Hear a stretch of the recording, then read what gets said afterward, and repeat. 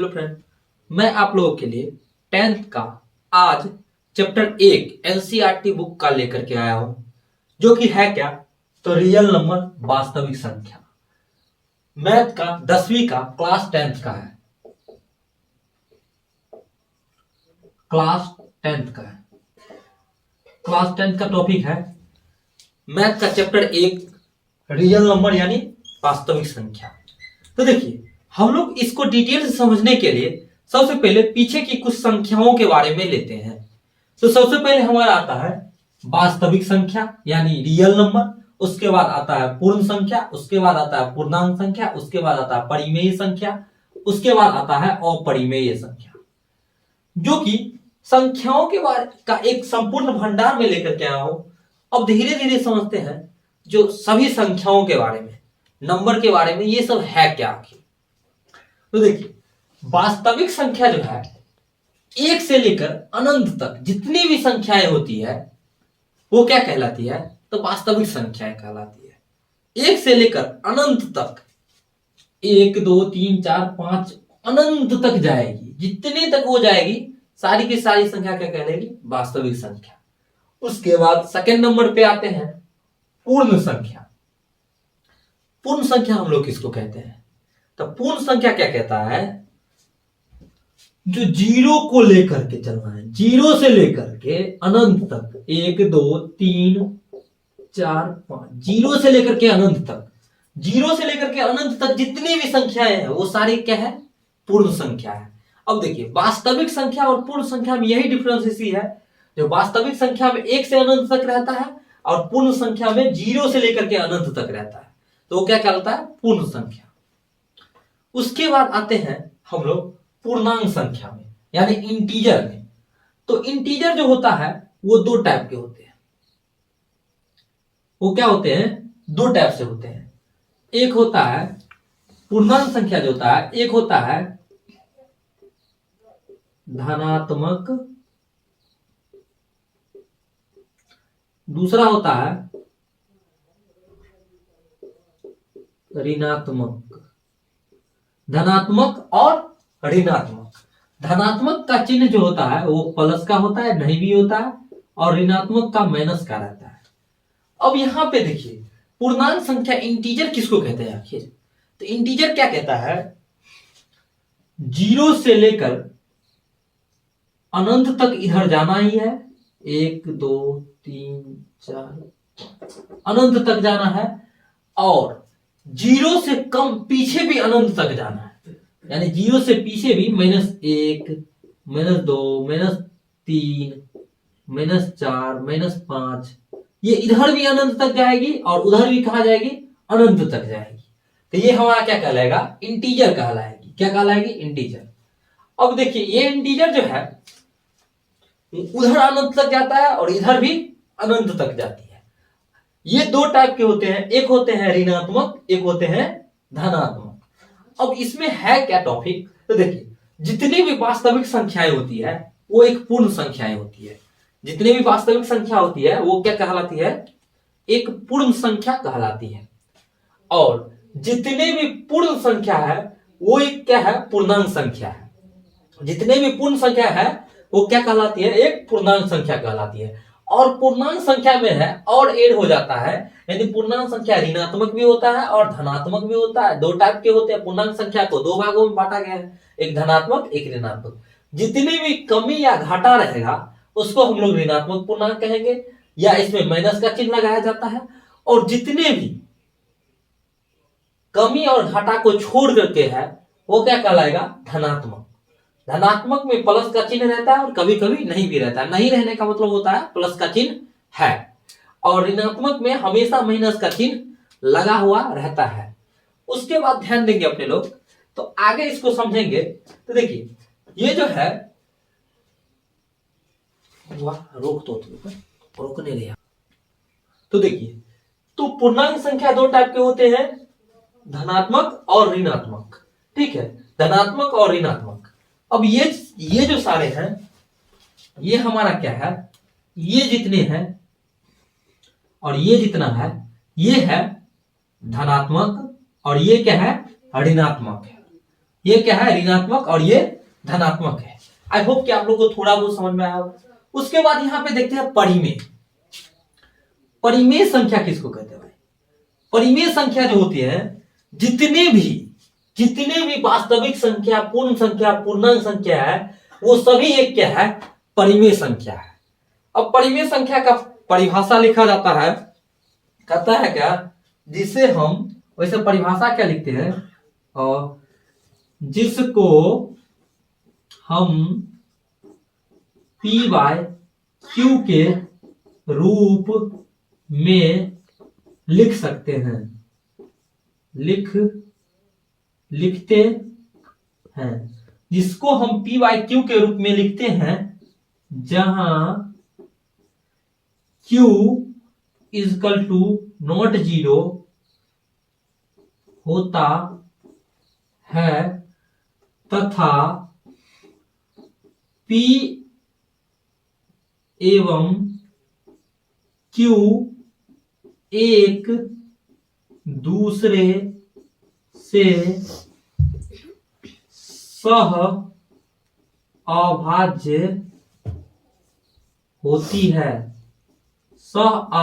होती है, यहां पे देखिए, परिमेय संख्या किसको कहता है, जिसको हम पी बाय क्यू के रूप में लिखते हैं, जहां क्यू इजकल टू जीरो नहीं होता है तथा पी एवं क्यू एक दूसरे से सह अभाज्य होती है। यानी कहने का मतलब है, जितने भी ऑल इंटीजर इज कॉल्ड क्या है, और रेशनल नंबर, यानी परिमेय संख्या, ठीक है, all integer is called rational number. अब ये जितने भी पूर्णांक संख्या है, वो सभी एक क्या है, परिमेय संख्या है। वो कैसे, तो आप यहां पे देख सकते हैं, जैसे मान लीजिए यहां पे एक है तो इसके बट्टे में हम एक लिख सकते हैं, दो है इसके बट्टे में एक लिख सकते हैं, तीन है इसके बट्टे में एक लिख सकते हैं, चार है एक लिख सकते हैं, पांच है एक लिख सकते हैं। अब ये जो जीरो होती है ना, ये जीरो पूर्णांक संख्या नहीं है। जीरो को जो है ना बीच में इसे गैपिंग के लिए दे दिया गया है, जिससे इधर का क्या होगा, ऋणात्मक, इधर का धनात्मक होगा। अब देखिए, दो है तो दो के बट्टे, पांच है इसके बट्टे में भी एक लिख सकते हैं, इसके बट्टे में भी एक, इसके बट्टे में भी एक, इसके बट्टे में भी एक, इसके बट्टे में भी एक। देखिए पी बाय क्यू के रूप में लिख दिए ना, तो पी बाय क्यू के रूप में लिखना है तो भाई उसको बट्टे में कर दो, पी बाय क्यू के रूप में हो जाएगा। उसके बाद यहां पे कहता है क्या, जहां Q is equal to not zero, Q जो होगा, क्यू यानी नीचे वाला पोर्शन, वो जीरो नहीं होगा कभी भी, ठीक है, होता है, तथा पी एवं क्यू एक दूसरे से क्या होगा, सह अभाज्य होगा। सह अभाज्य का मतलब क्या हुआ, एक दूसरे से अभाज्य, अभाज्य मतलब विभाजित नहीं होगा, यानी P तथा Q क्या होगा, एक दूसरे से विभाजित नहीं होगा, तभी उसको P बाय Q के रूप में लिख सकते हैं। देखिए इसको और अगर डिटेल से आप लोग को समझना है तो मैं यहां पे आपको डिटेल से बता रहा हूं, तो P बाय Q कैसे एक दूसरे से अभाज्य नहीं होता है। तो देखिए यहां पे P और Q, मैं यहां पे कोई संख्या ले रहा हूं, जैसे मान लीजिए यहां पे मैं ले रहा हूं P ले रहा हूं 6 और Q ले रहा हूं 15। अब देखिए ये दोनों क्या है, एक दूसरे से क्या है, विभाजित हो रहा है ना, यानी भाज्य है। अब इसको एक दूसरे से अभाज्य कब करेंगे, तो इसको काट करके क्या करेंगे, इसको काट करके क्या कर सकते हैं, 3, और इसको काट करके क्या कर सकते हैं, 5 कर सकते हैं। अब देखिए ये एक दूसरे से क्या है, विभाजित है, तो इसको हम परिमेय संख्या कहेंगे, वो संभव है नहीं, इसको हल निकालेंगे पहले, तब इसको क्या कहेंगे, परिमेय संख्या कहेंगे। क्या कहेंगे, परिमेय कहेंगे, ठीक है। अब ध्यान दीजिए, जैसे अब देखिए 7/15, ये भी क्या है, एक परिमेय संख्या है। क्या है, परिमेय है, क्योंकि ये एक दूसरे से क्या है, सह अभाज्य है। P तथा Q क्या है, एक दूसरे से सह अभाज्य है। अब मान लीजिए आपको कहेगा 5/10, ऐसे में कहेगा परिमेय संख्या है कि नहीं है, तो भाई सबसे पहले हमको क्या करना है, इसको कैलकुलेशन करके इसका आंसर 2 आएगा, वो निकाल लेना है, और ये 2 जो है क्या है, परिमेय है। तो 2 परिमेय है, इसका मतलब ये भी क्या है, परिमेय है। आई होप कि थोड़ा बहुत आपको समझ में आया होगा। देखिए ये क्या होता है, एक दूसरे से सह अभाज्य होता है। सह अभाज्य होने का मतलब क्या हुआ, यानी यहाँ 1/2 आएगा, सॉरी। तो सह अभाज्य होने का मतलब है एक दूसरे से क्या होता है, विभाजित नहीं होने का मतलब होता है, यानी सह अभाज्य। ठीक है, एक दूसरे से जो विभाजित नहीं हो संख्या तब होता है सह अभाज्य। और जो कि P और Q देखोगे हमेशा तो सह अभाज्य रहेगा, इसीलिए उसको हम लोग क्या कहते हैं, परिमेय संख्या। अब देखिए अपरिमेय संख्या जो होती है, जो परिमेय संख्या नहीं है वो सारे क्या है, तो अपरिमेय संख्या है। जितने भी परिमेय संख्या नहीं है वो सारे क्या है, अपरिमेय संख्या है। देखिए परिमेय संख्या कभी कभी रूट में भी रहती है, जैसे देखिए √16। √16 क्या है, एक परिमेय संख्या है, क्योंकि √16 को हम क्या कर सकते हैं, क्योंकि ये 4 का वर्ग है। अगर किसी संख्या का वर्ग रहता है रूट में तो वो भी एक क्या है, परिमेय संख्या है। अगर किसी संख्या का वर्ग रूट में हो, ठीक है, तो वो भी एक क्या होगा, परिमेय संख्या हो सकता है। ठीक है, अब देखिए यहां पर जैसे √81 कहेंगे तो ये भी परिमेय है।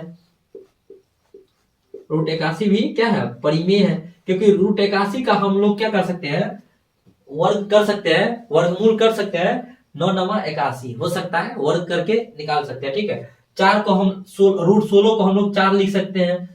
जैसे √25 हो गया, इसको हम लोग 5 लिख सकते हैं। ठीक है, जैसे हो गया √121 हो गया, इसको हम लोग क्या कितना लिख सकते हैं, तो 11 लिख सकते हैं। ठीक है, √144 होता है, 144 होता है, इसको हम लोग क्या लिख सकते हैं, 12 लिख सकते हैं। तो ये सभी क्या है, एक परिमेय है। क्या है, परिमेय है। ये भी क्या है, परिमेय है। ठीक है, ये भी क्या है, तो परिमेय होगा। ठीक है, और ये भी क्या है, परिमेय है। ठीक है, आई होप कि आप लोग को थोड़ा बहुत परिमेय के बारे में समझ में आएगा, परिमेय है। उसके बाद आगे देखते हैं, इसके अलावा भी कुछ परिमेय संख्याएं होती है जो क्या होती है, दशमलव में होती है।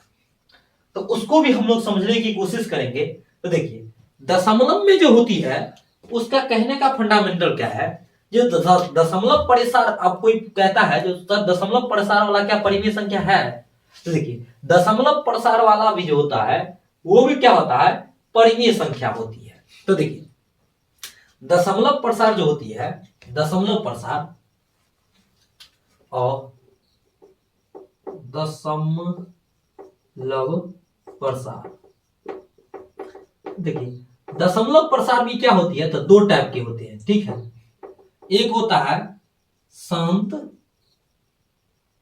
दशमलव प्रसार, एक होता है अशांत। ठीक है, एक होता है शांत, एक होता है अशांत। तो देखिए शांत दशमलव प्रसार और अशांत दशमलव प्रसार किसको कहते हैं, ये भी हमें समझना जरूरी है। जो क्या होता है,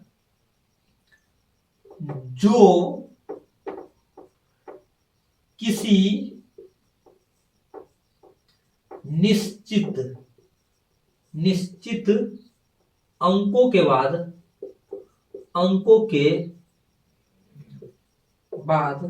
समाप्त होती है,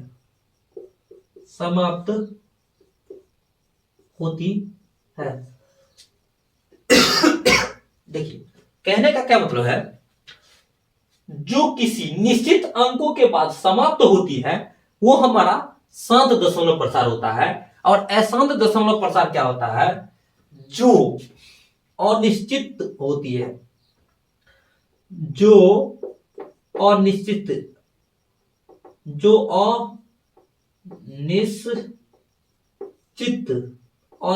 होता है, जो अनिश्चित संख्याओं क्या होता है, अनिश्चित कहे या जिसका क्या कहता है, अनंत, यानी जो अनंत तक क्या होती है, समाप्त नहीं होती है। जो अनंत तक क्या होती है, अनिश्चित यानी अनंत तक क्या होती है, समाप्त नहीं होती है, वो हमारा कहलाता है अशांत दशमलव प्रसार। अब इसको समझने के लिए डिटेल से मैं एक एग्जांपल लेके आपको बता रहा हूं। जैसे देखिए आप लोग एक एग्जांपल देखिए, अशांत का ले रहा हूं। अशांत का जैसे मान लीजिए 3/10 ले रहा हूं, 3/10। अब देखिए 3/10 जो होगा, अगर इसको अगर निकालेंगे तो इसको क्या होगा, ध्यान दीजिए यहाँ पे। तो देखिए 3 का भागा देंगे 10 में, 3 का भागा दिए 10 में। अब यहाँ पे क्या होगा, 3 तिया 9, एक बचेगा।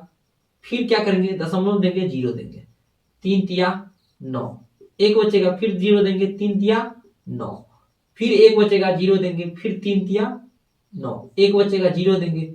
ये कहीं खत्म ही नहीं होगा, ठीक है। तो ये क्या होगा, ये अनिश्चित हो गया, यानी कहीं खत्म ही नहीं होगा।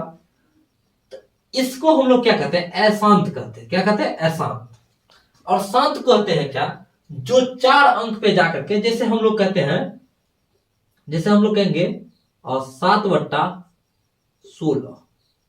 अब ये देखिए 7/16 जो है ये 7 दशमलव प्रसार है। कैसे, तो देखिए 7 है, यहाँ पे 16 है, 7 दूना 14 बचेगा, 2 बचेगा, ठीक है, 2 बचेगा, यहाँ पे 0 देंगे, और 7 दूना फिर से क्या होगा, 14 होगा, फिर देखिए यहाँ पर 6 होगा, ओ सॉरी 7 दूना 14, 2 बचा, 0 दिए, ठीक है, सॉरी मैं 8/17 ले रहा हूं, ठीक है, 8/17 ले ले रहा हूं, ये अशांत हो जाएगा, ठीक है। मैं 8 क्या ले ले रहा हूं, 17 ले ले रहा हूं, ठीक है। 8 से देंगे 17 में, 8 दूना 16 हो जाएगा, एक बचेगा, 0 आएगा, फिर 8 इकाई 8 आएगा, फिर क्या होगा, यहाँ पर देखिए दशमलव तो यहाँ पड़ेगा, 8 आएगा, फिर 2 बचेगा, 0 होगा, 8 3 8, 8 दूना 16 होगा, यानी यहां से मैं कंटिन्यू कर रहा हूं, 20 था तो 16 लगेगा, 4 बटेगा 40 होगा, 8 पंचे 40 होगा। ये यहाँ पे क्या हो रही है, समाप्त हो रही है, यानी एक निश्चित संख्या पे क्या हो रही है, समाप्त हो रही है। तो उसको हम लोग क्या कहेंगे, शांत दशमलव प्रसार, ठीक है। आई होप कि आप लोग को समझ में आएगा दशमलव प्रसार होता है, शांत किसको कहते हैं, अशांत किसको कहते हैं। अब देखिए परिमेय संख्या जो होती है, अब ये जो शांत होती है और अशांत होती है, इसमें भी एक होता है आवर्त।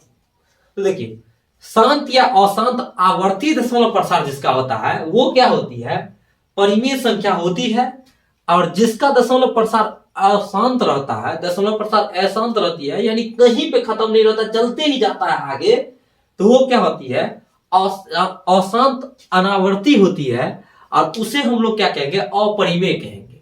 और जो एक निश्चित समय पे जाकर के, एक निश्चित स्थान पे जाकर के पूरा पूरी विभाजित हो जाती है, उसे हम लोग क्या कहेंगे, परिमेय संख्या कहेंगे।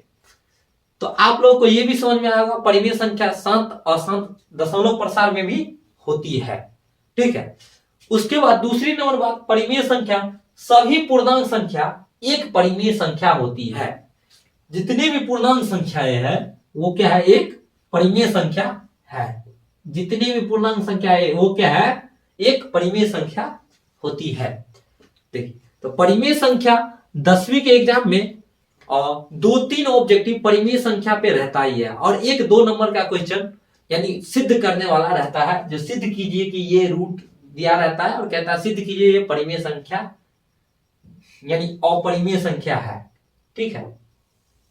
अब यहां पे ध्यान दीजिए, अपरिमेय संख्या जो होती है वो किसको कहेंगे, तो अपरिमेय संख्या जैसे होता है, जो परिमेय संख्या नहीं रहेंगे वो सब क्या कहलाएंगे, अपरिमेय संख्याएं कहलाएगी। अपरिमेय संख्या में आप जैसे कर सकते हैं √13 कर सकते हैं, ये क्या है अपरिमेय संख्या, √11 कर सकते हैं, √7 कर सकते हैं, √2 कर सकते हैं, 5 + √2 कर सकते हैं, ये सब क्या है, एक अपरिमेय है, अपरिमेय संख्या है, अपरिमेय संख्या है। तो देखिए आपको तो अब संख्या के बारे में पता चल गया होगा। देखिए तो 8 क्लास में जो होता है, 8 में रहता है ये इंटीजर, नहीं सॉरी रेशनल नंबर यानी परिमेय संख्या। अपने लोग जब 8 से ऊपर जाते हैं तो आगे आते हैं तो पूर्णांक संख्या होती है, वो होती है 7th में रहता है, 8 से नीचे वाली क्लास में ही, ठीक है। पूर्ण संख्या होती है 9th में रहता है, और 10वीं में क्या रहता है, 10वीं में रहता है वास्तविक संख्या, रियल नंबर, ठीक है। अब रियल नंबर के साथ और कुछ 10वीं के टॉपिक है, तो 10वीं का VVI क्वेश्चन है एक, उसको मैं अभी ले रहा हूं और समझने की कोशिश कर रहा हूं। देखिए इसको मैं क्या कर दे रहा हूं, मिटा दे रहा हूं, और आगे से मैं संख्याओं के बारे में तो समझ में आया होगा आपको। अब मैं क्या कर रहा हूं, सवाल लेकर के उसके बाद समझने की कोशिश कर रहे हैं इस चैप्टर को, ठीक है। तो मैं ले रहा हूं सबसे पहले 1.1 मैं यहाँ पे एक्सरसाइज में ले रहा हूं, एक्सरसाइज 1.1। देखिए एक्सरसाइज 1.1 में सबसे पहले क्या है, तो सबसे पहले है यूक्लिड एल्थागोरिथम नियम से HCF ज्ञात करने के लिए कहता है। तो देखिए एक वैज्ञानिक था यूक्लिड एल्थागोरिथम, उन्होंने जो है HCF निकालने, HCF मतलब हाईएस्ट कॉमन फैक्टर होता है। HCF का फुल फॉर्म क्या होता है, हाईएस्ट कॉमन फैक्टर, HCF यानी हाईएस्ट, H से हाईएस्ट कॉमन फैक्टर। देखिए हाईएस्ट कॉमन फैक्टर, इसके नियम जो है यूक्लिड एल्थागोरिथम साहब जो है वो देकर के गया था और बताया था HCF जो है दो तरीका से फाइंड होता है। एक यूक्लिड एल्थागोरिथम नियम, इसको HCF फाइंड करने का दो तरीका है। एक तरीका क्या है, एक तरीका है भाग विधि, भाग विधि, और दूसरा तरीका है अभाज्य गुणनखंड विधि, अभाज्य गुणनखंड विधि, गुणनखंड विधि। देखिए इसकी क्या है, दो विधियां हैं, भाग विधि, अभाज्य गुणनखंड विधि। अब हम लोग क्या करते हैं, दोनों को समझने की कोशिश कर रहे हैं। तो देखिए भाग विधि क्या कहता है, भाग आप लोग बनाए होंगे बचपन से, जैसे यहाँ पे कुछ रहता है, कोई संख्या रहता है, मान लो यहाँ पे हम कुछ भी दे सकते हैं, ठीक है। अगर एक क्वेश्चन हमारा रहता है, जैसे हमारा क्वेश्चन है 44 और 60, अब हमारा इसका क्या आएगा, HCF निकालने के लिए। अब यहां 44 और 60 का HCF निकाले, HCF निकाले। अब ये हमारा क्वेश्चन है, ठीक है, एग्जाम्पल है। अब इसको हम लोग क्या करते हैं, भाग विधि को भी समझते हैं और अभाज्य गुणनखंड विधि भी समझते हैं। भाग विधि क्या कहता है, भाग ऐसे करके हम लोग देते हैं। तो भाग विधि में क्या होता है, ये क्या होता है, R होता है जिसको रिमाइंडर कहा जाता है, और ये देखिए डिवीजन और डिवाइडर होता है, ठीक है। लेकिन इसको कन्वर्ट जो किया जाता है, इसको किया जाता है A से कन्वर्ट, इसको किया जाता है B से, इसको Q से, ठीक है। या यूं कहें, इसको क्या कहा जाता है, भाज्य कहा जाता है, इसको कहा जाता है भाजक, और इसको कहा जाता है भागफल, इसको कहा जाता है भागफल, और इसको कहा जाता है शेषफल, शेषफल। अब यहां पर देखिए, यहां पे जो फॉर्मूला बनता है वो बनता है भाज्य, यानी A भाज्य बराबर भाजक गुना भागफल प्लस शेषफल। क्या होता है, भाज्य बराबर भाजक गुना भागफल प्लस शेषफल। मतलब कहने का मतलब है भाज्य यानी A इजकल टू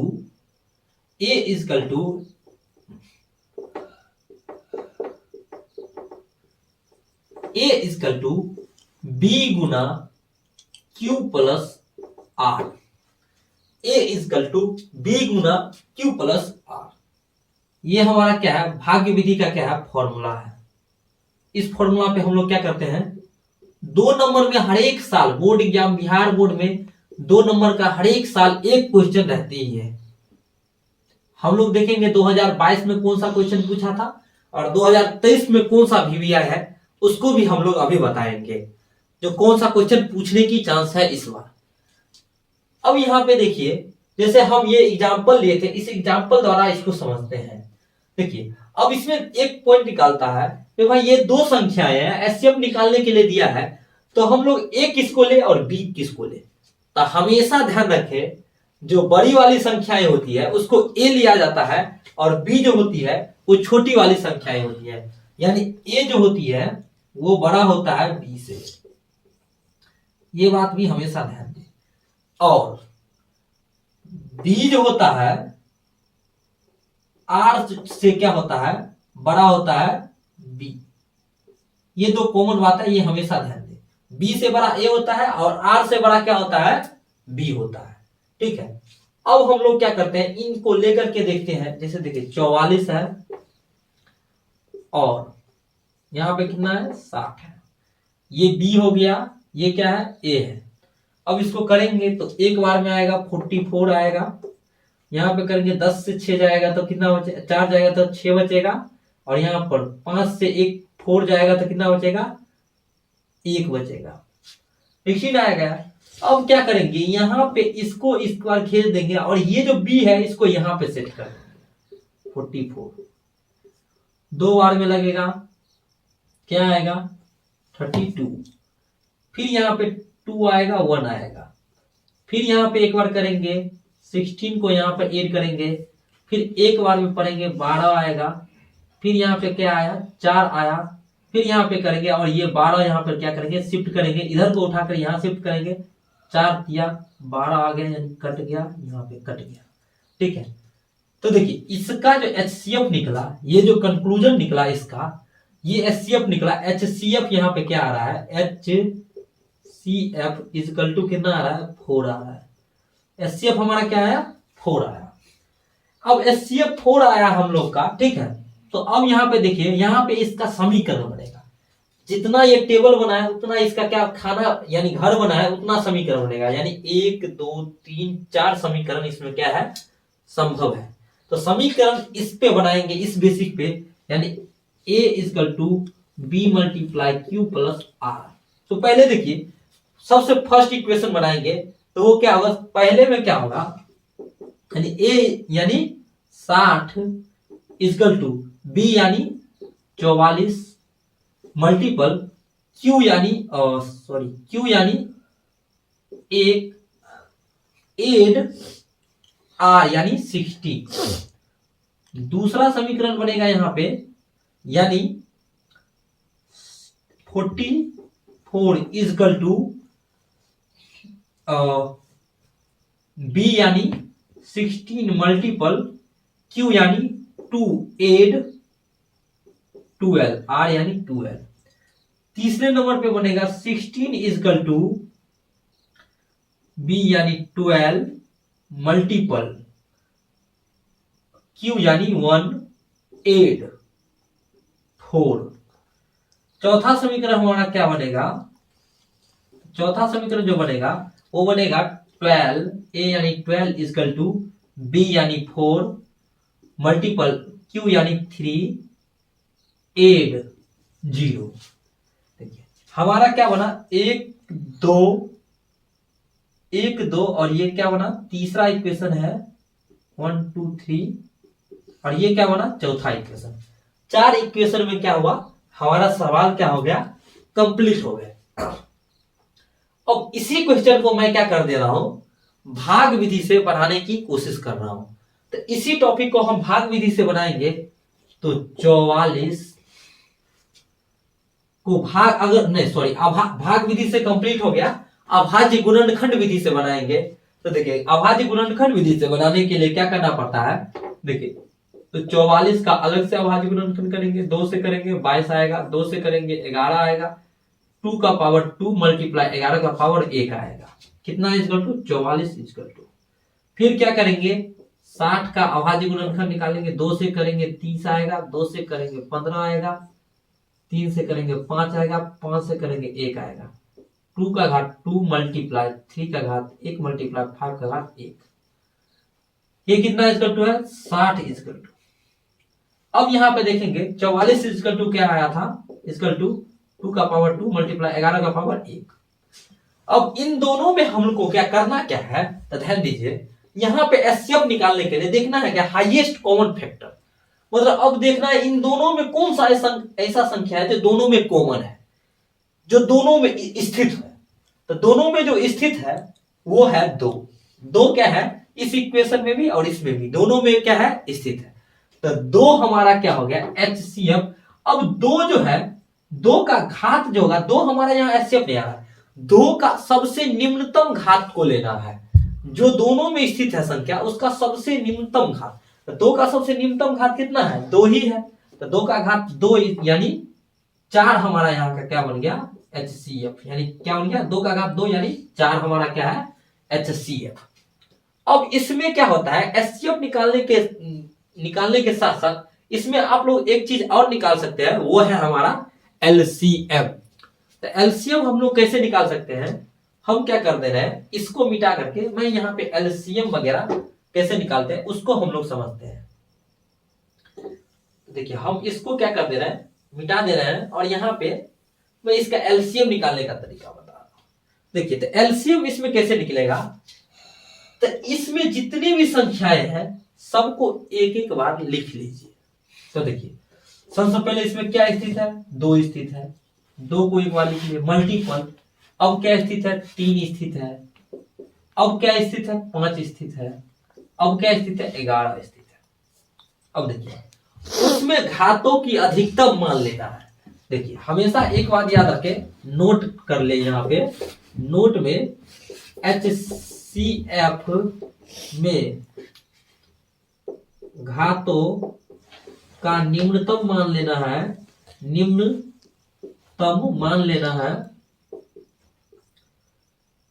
तथा LCM में उच्चतम मान लेना है, उच्चतम मान लेना है। देखिए ये बात हमेशा नोट कर ले, तो क्या होता है जब हम HCF फाइंड करते हैं तो घातों का क्या लेते हैं, न्यूनतम मान लेते हैं, और LCM में घातों का उच्चतम मान लेना है। ठीक है, तो देखिए उच्चतम मान 2 का अधिकतम कितना है, 2, 3 का 1 है, और 5 का 1 है, 11 का भी 1 है। देखिए 2 का घात 4, 4 तिया 12, 12 पंचे 60, 60 को 11 से मल्टीप्लाई करेंगे तो 660 आएगा। ठीक है, यहाँ पे देखिए हमारा क्या निकल गया, यहाँ पे हमारा LCM भी आ गया, और यहाँ पे हमारा HCF भी आ गया। इसमें HCF और LCM दोनों एक साथ निकाल सकते हैं। अब ध्यान देंगे एक बात और अपने लोग, जो LCM और HCF जो दो निकाल सकते हैं एक साथ, तो देखिए इसका एक और फॉर्मूला बनता है, उसको मैं यहां पे बना रहा हूं। यानी इसका एक फॉर्मूला क्या कहता है, जो दो संख्याओं का गुणनफल, दो संख्याओं का गुणनफल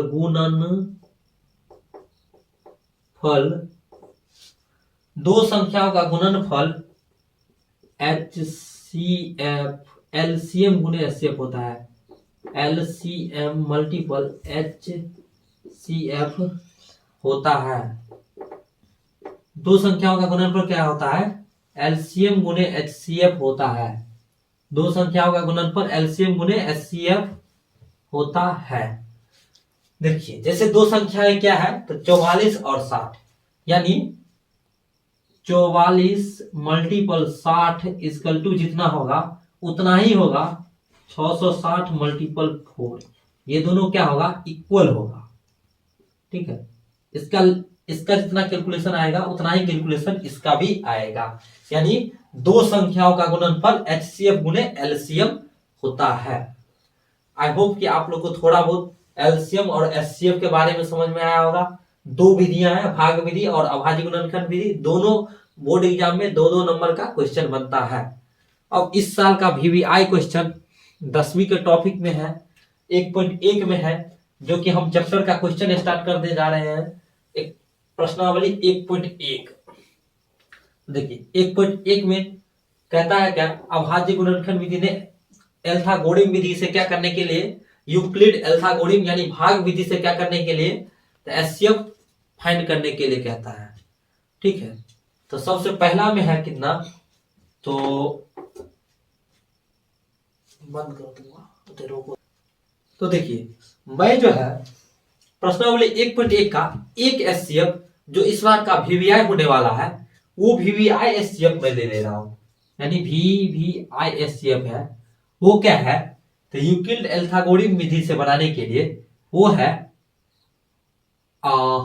255 और 867 का HCF निकालने के लिए कहता है। ठीक है, HCF। अब HCF निकालने के लिए कहता है, तो ये सवाल जो है इस साल का, इस बार क्या है, VVI क्वेश्चन है। इसको हम लोग करते हैं एल्थागोरिथम यानी भाग विधि से। ठीक है, यूक्लिड एल्थागोरिथम विधि से। तो देखिए, तो सबसे पहले जो बड़ी संख्या है उसको क्या मानेंगे, A, और इसको B मानेंगे। अब इसको हम लोग फाइंड करेंगे, तो ध्यान दीजिए, और A यानी B यानी 255867। अब इसको हम लोग बनाएंगे HCF को। ध्यान दीजिए, तो इसको सबसे पहले 3 बार में लेंगे। 3 बार में लेंगे, 5 5 जा 25, फिर देखिए 5 है, फिर क्या होगा, सॉरी, अब 5 दिया 15 का 5, सॉरी 5 दिया 15 का 5, और फिर 5 दिया 15, 1 16 का 6, 2 दिया 6 1 7, 765। 7 में से 5 जाएगा 2 बचेगा, 6 में से 6 जाएगा 0 बचेगा, 8 में से 7 जाएगा कितना होगा, 1 होगा। अब फिर क्या करना है, इसको इधर लेना है और 255 को इधर दे देना है। अब हमको क्या करना है, 2 बार में लगाएंगे, 102 दूना 204, 2 दूना 4, 0 का 0, 1 दूना 2। अब यहां पर देखिए 1 आएगा, 5 आएगा, 0 आएगा, यानी कट जाएगा। फिर यहाँ पे 102 आएगा, 51 दूना क्या होता है, 102 होता है, ये क्या हो जाएगा, कट जाएगा, कट जाएगा, कट जाएगा, हमारा कुछ भी नहीं बचा। HCF का मतलब है शेषफल, कुछ भी नहीं बचता है HCF में। अब देखिए कुछ भी नहीं बचता है, अब यहाँ पे इक्वेशन बनेगा। इक्वेशन एक क्या बनेगा, सबसे पहले फॉर्मूला लिख देते हैं, A = B × Q + R। ये हमारा क्या था, फॉर्मूला था भाग एल्थागोरिथम का। अब फॉर्मूला के हिसाब से करेंगे, according to formula. Equation number 1 बनेगा A यानी 867 = 255 × 38102।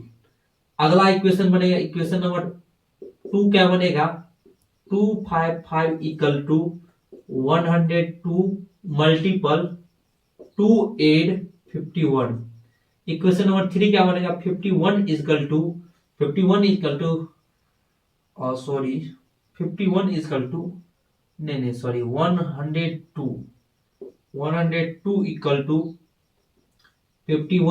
× 280।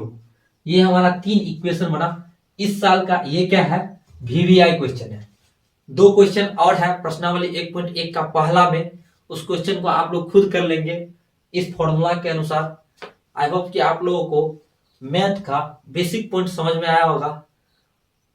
अगले वीडियो में फिर इससे आगे का टॉपिक लेकर के आऊंगा। आज के लिए बस इतना ही रहने दे रहा हूं।